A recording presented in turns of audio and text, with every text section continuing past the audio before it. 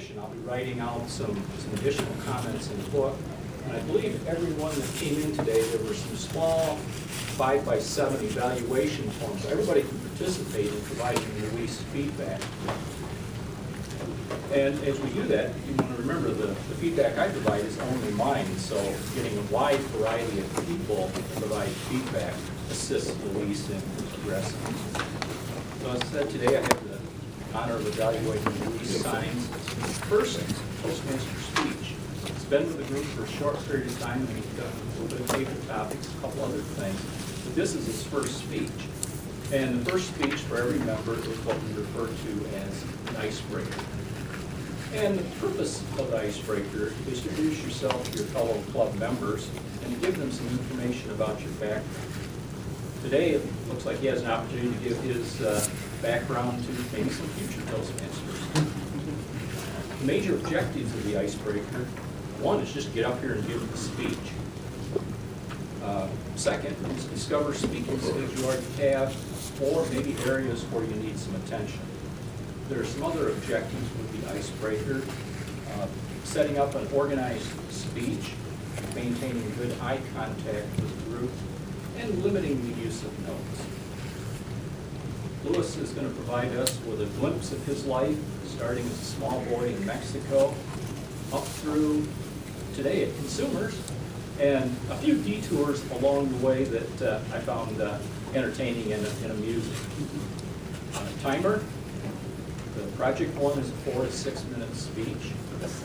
Everyone, Luis's speech is titled, "I was born a geographical mistake." I was born a geographical mistake. Please welcome Mr. Luis Saenz.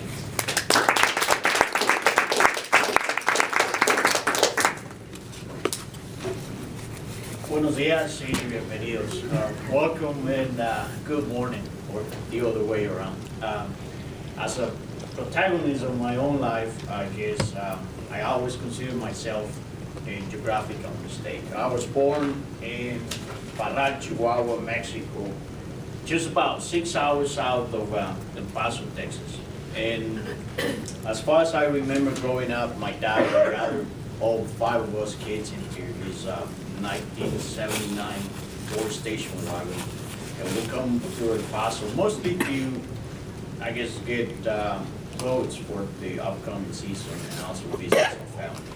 And one of the first impressions that I have about what was different about my culture and coming to El Paso is back then we didn't have malls in my hometown. So I remember coming to El Paso and seeing the automatic doors and then the electric stairs, and the fun part about it was the elevator.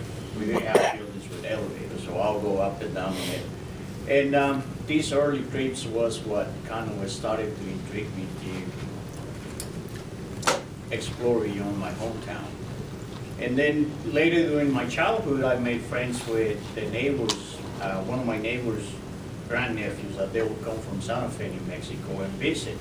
And at the beginning, I didn't speak any English, and they didn't speak any Spanish. And we managed to communicate in our own form of sign language. You know, like, come over, let's ride a bike, or let's go swimming, or, you know, play softball. So through the years, our language skills got better, and we managed to communicate. And they will always come back every year, and I will always be looking for the visit. And it was the conversations about the high school and the hometown and the house that one more time I was intrigued about exploring and going out of my hometown.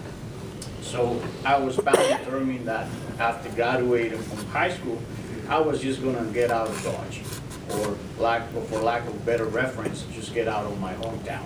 So by the time I graduated high school, I ended up having to stay at my hometown. My dad's business wasn't doing really good, and he said, well, you're gonna have to attend the local college. So for the next 5 years of my life, I just pretty much stayed there. But I was lucky enough that I got a job at the college that took me to travel across Mexico. I came also to the States, Canada, Europe, and Central America. So I was happy, but once again, I was bound determined to get out of, explore the world, become a hippie, and meet all these interesting people, which was a goal that I had ever since I was a kid. I was just gonna be gone and be crazy and a hippie. So by the time I graduated college, once again, my plans got stopped. I had already started a business, and I was doing good, and I was also in a relationship. So back then, I just decided to stay and pay attention to that.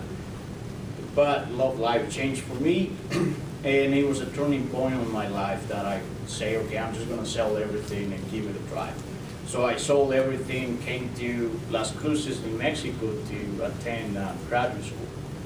After that, work took me to live on small towns in Oklahoma, Kansas, New Mexico, ended up in California, and then wham, before I knew, I'm back on my hometown. And I really felt like I was cursed, that he kept pulling me back and not letting me go. So it didn't take me long before I found a job on a tiny island on the Caribbean. And this was also a change for me in my life. It was a different culture from what I knew. America and Mexico, it was more like island time and more relaxed and being close to nature.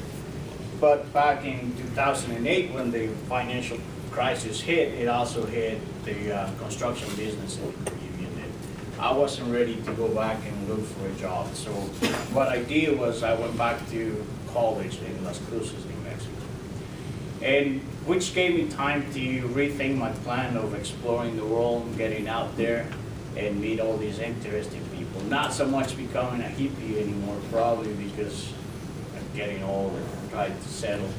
But after that, I ended up in Oklahoma, which gave me the experience to end up here in Michigan. So it's been 20 years since I graduated high school. And although I've done some traveling, I didn't become a hippie. And but I met some interesting people and made good friends. Luckily, I belong to an online organization called Couchsurfing.net, which pretty much you host people that is traveling all across the world, and you open your house for them instead of staying at a hotel. So I get to know them for probably a day, a couple hours, or maybe sometimes weeks or months. They stay at my house. And just by getting to know them and hearing the stories about the travels, it kind of fits that need that I have. And just to conclude, it's not so much that I don't like my hometown, that I feel like I am a geographical mistake. It's pretty much the need to always explore, meet different people, get to know more things, and the need just to grow as a person. So that's the story of my life.